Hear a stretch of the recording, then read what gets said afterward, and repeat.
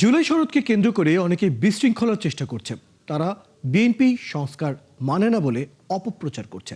Star Sunday উপলক্ষে আয়োজিত অনুষ্ঠানে এসব অভিযোগ করেন স্থানীয় সরকার, পল্লী উন্নয়ন ও সমবায় মন্ত্রী মির্জা ফখরুল ইসলাম আলমগীর। বিকেলে রাজধানীর কাকরাইলে আর্চবিশপ হাউসে খ্রিস্টান সম্প্রদায়ের ধর্মীয় ও সামাজিক নেতাদের সঙ্গে শুভেচ্ছা বিনিময় করেন মির্জা ফখরুল। এই সময় মুক্ত গণতান্ত্রিক পরিবেশে দেশের যাত্রা শুরু হয়েছে বলে দাবি করে তিনি বলেন, এই সুযোগটি সবাইকে কাজে লাগাতে হবে। অসাম্প্রদায়িক ও সাম্যের বাংলাদেশ গড়ার প্রত্যয় ব্যক্ত করেন মন্ত্রী।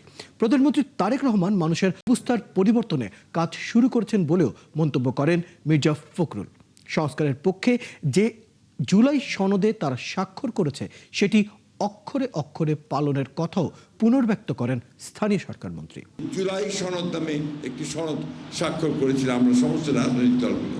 আমি বিষয়টা এখানে এই জন্য আনছি যে এটাকে কেন্দ্র করে আবার কিছু সংখ্যক ব্যক্তি, মানুষ বা দল যাই বলেন, তারা একটা গোলযোগ সৃষ্টি করার চেষ্টা করছে। আমরা খুব পরিষ্কার করে বলেছি যে আমরা জুলাই সনদ যেটা স্বাক্ষর করেছি সেটাকে আমরা অক্ষরে অক্ষরে প্রতিপালন করব।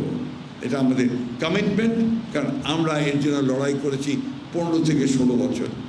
সুতরাং এটা নতুন কোনো কথা নয়।